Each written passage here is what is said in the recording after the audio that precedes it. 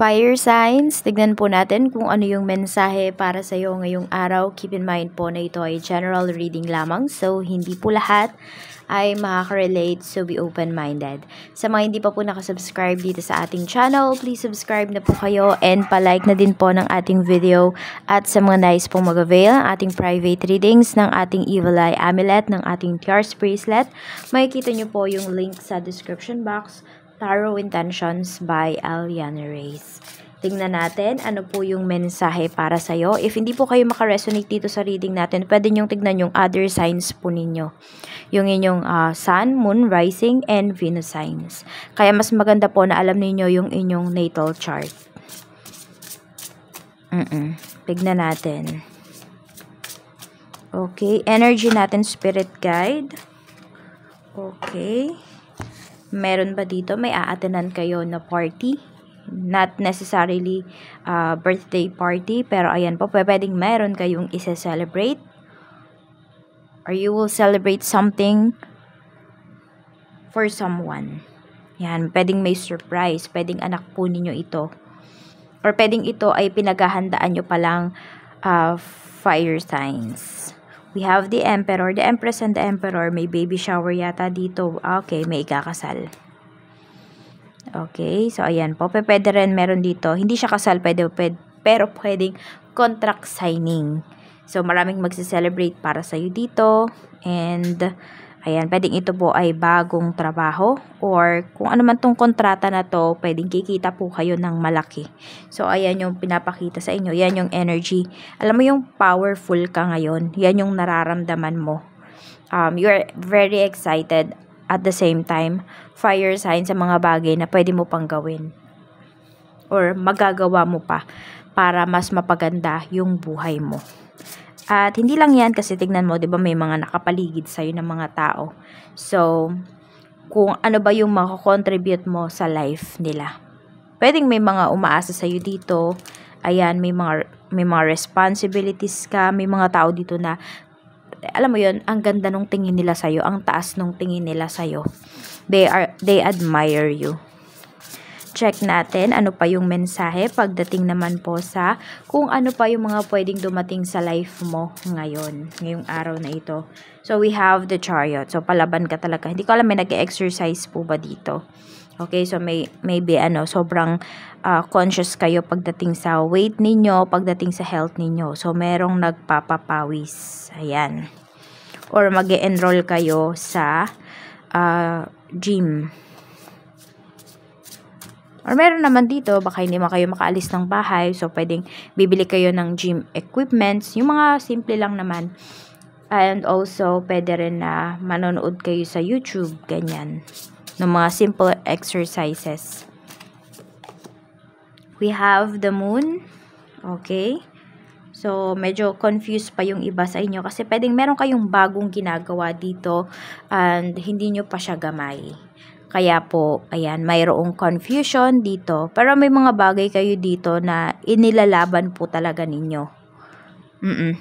We have 9 of Wands. Ayun nga, nilalaban nyo talaga. So, palaban talaga yung energy ninyo ngayong araw na ito, fire signs. Ayan, very proud talaga kayo sa mga achievements po niyo. Siguro yung palaban na energy na to is more on pag-iingat, pagpoprotekta sa kung ano na po yung mayroon kayo. Tingnan natin kung ano pa yung mensahe para sa'yo. Okay, pagdating naman po sa family. Sa family, we have Queen of Wands. Tingnan natin. Meron tayo ditong Knight of Pentacles. So, more on looking, 'di ba? Parang naghahanap siya. So, pwedeng sa family members niyo po ay may naghahanap ng trabaho. Ayan, looking talaga itong taong to na makatulong po siya sa mga gastusin sa bahay. Or pwedeng mas nagfo-focus siya sa growth niya. Kaya naghahanap po siya ng mga pwede niyang, pwede niyang pagkakitaan. Kumikilos naman din talaga. Madami ding pangarap yung taong to. Pwedeng ito po ay anak ninyo, parents ninyo, or mga siblings ninyo. Tignan natin, pagdating naman po sa, ayan, masyadong lumiwanag. Pagdating naman po sa mga friends, we have Ace of Cups. So, may announcement dito yung kaibigan mo. So, pwedeng ang announcement nila, pwedeng may ikakasal na friend mo. pwede rin naman na ang announcement dito ng friend mo is buntis siya. We have King of Wands. Pero more on kasal yung pinapakita po dito. Pwede rin na magyayaya sa'yo yung friend mo dito na kayo ay mag-travel. Some of you, pwedeng yung friend na to ay may gusto po sa'yo. Kaya lang, hindi siya makaamin. So, siguro natatakot siya na masira yung friendship ninyo kapag nag-confess siya sa'yo. Tingnan natin pagdating naman po sa, actually yung iba naman sa inyo, kaya din friends lang kayo ng taong to kasi pwedeng parehas kayong committed. More on opposite sex po ito. Check natin pagdating naman sa love life mo. We have the High Priestess. So kung may dinadate po kayo ngayon, may ka-talking stage kayo, ayan, mas gamitin nyo daw yung inyong isipan, yung inyong intuition sa pakikipag-deal sa person na yan. We have the Magician. Okay. Meron naman dito, more on manipulative energy kasi yung nakikita ko. So, meron dito pwedeng minamanipulate po kayo. So, pwedeng ito ay karelasyon mo na, pwedeng asawa mo. May mga bagay dito na parang kinokontrol ka po talaga niya. Yan, parang siya lang yung may say sa lahat. So, wala kang masabi dito, tango ka lang ng tango. Tingnan natin.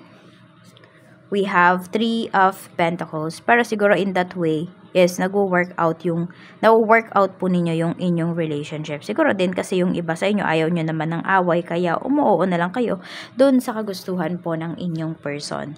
Tingnan natin sa kaperahan naman, we have the Fool. So, looking din. So, pwedeng yung energy na to, pwedeng kayo yan. So, looking kasi for something. O yan, o. Something na to is, syempre, yung pagkakakitaan. Medyo worried na yung iba sa inyo pagdating sa inyong finances. Pwedeng hindi na ganun kalaki yung kinikita nyo. Pwede rin na nasanay kayo kasi na malaki yung kinikita nyo. So, hinahanap-hanap nyo na po talaga yon. Kaya, looking kayo for other opportunities. We have 4 of Pentacles. Ayan, more on sa pagtitipid po ito. Basta meron kayong pangamba dito pagdating sa inyong money. Kaya, you know, ito yun siguro yung pinoprotektahan po ninyo na energy dito. So, you are protecting your money. Tingnan mo, oh, meron dito sa inyo, may mga bagay kayo na kailangan nyo po talagang pilhin. Pero, dahil natutuwa kayo sa amount ng pera po ninyo na mayroon kayo ngayon, parang ayaw mo siyang gastusin. May ganyang energy dito sa mga baraha mo. Tignan natin pagdating naman sa trabaho. So, we have Death card. Meron din po talaga dito na pinapakita na naghahanap ng bagong opportunity. So, meron dito pwede na nagsara ba yung company ninyo or nag-resign kayo or natanggal kayo sa trabaho. Pero kasi may new beginnings naman po na pinapakita sa'yo dito. Tingnan pa natin. We have the Hangman. Ayun nga. Hindi mo pa alam kung ano ba yung iti-take mo, ano ba yung gagawin mo. So, yung iba po sa inyo, nagkakaroon nga talaga kayo dito ng confusion sa mga bagay-bagay po na gagawin ninyo in terms of your career. Hindi pa kayo ready. Yun yung pinapakita dito. Hindi kayo ready in terms of, sabihin natin, yung mag-a-apply, ganyan. Pwede rin kasi yung iba sa inyo, baka wala pa kayong pampa-apply. Kaya, naguguluhan kayo dito at medyo may struggle talaga kayo. Kaya din pala nangangamba kayo dito pagdating sa inyong kaperahan at parang ayaw nyo siyang gastusin. Alam mo yun, parang tinitipid-tipid nyo po talaga. Kasi pwedeng hindi nyo alam kung kailan pa ulit kayo kikita ng, sabi natin, ng maganda. Tignan natin. Okay? So, diba parang may hinihintay ka kasi dito. Hindi ko alam kung growth ba yung hinihintay mo pagdating dito sa iyong trabaho. Pero may new beginnings tayo dito. Pwedeng sinasabi sa'yo dito na hindi mo matatagpuan dyan sa current job mo yung stability na hinahanap mo pagdating sa career. Kaya, nasa sa inyo po yun kung magstay ba kayo dito or magla-let go na kayo. Tignan naman natin pagdating sa iyong negosyo. Sa negosyo, we have Justice. So, may nag-aaway. Siguro hindi man away to, pero ayan o, parang nag-uusap-usap kasi kayo. Pwedeng involved dito yung client mo, ikaw, or involved dito yung client mo at saka yung employer mo. Ay, employee mo pala. Yung employee mo. Kung meron kang tauhan dito. So, maging bias daw kayo dito. Tignan nyo yung both sides. Hindi ka lang dapat tumingin dun sa client mo kasi client mo yun. Tignan mo rin yung employee mo. Kasi baka wala naman talaga siyang kasalanan dun sa binibintang nung kliyente mo. Baka itong kliyente mo na to gusto lang niya ng gulo or gusto lang niya na maka-discount or malibre dun sa produkto na binibenta nyo. Kaya, yan, maging unbiased ka daw dito. Tignan natin. We have Wheel of Fortune. Okay. And we have Queen of Cups. Yes, be compassionate with your business. Palago pa po ang business mo. So, sabihin natin, kung meron man kayong pinagdaraanan sa negosyo ninyo ngayon, yan po ay blessing in disguise. Ito, kung may tao dito na makaka-deal mo ngayon na kliyente na parang antapang-tapang, ganyan.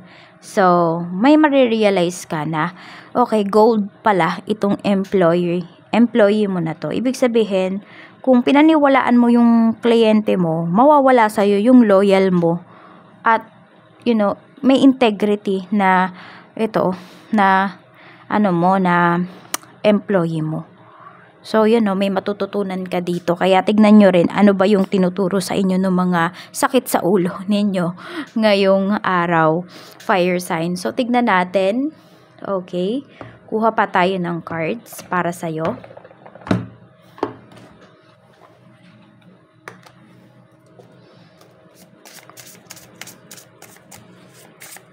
Tignan natin. Spirit guide, mensahe po natin. We have celebration. So, meron nga talaga kayong mga isa-celebrate dito. Plan for a joyful future. Sabi sa'yo dito, kick off the party activities and have a great time. So, hindi lang to pagsasaya, hindi lang to pag-enjoy. While you are enjoying, maybe you are earning monies. Okay? Fire signs. Kaya, mas maganda daw, mas maganda na sinasabi sa'yo dito na dapat masaya ka talaga dun sa mga pinaplano mo. Masaya ka dun sa mga ginagawa mo. Kasi kasunod niyan is pera.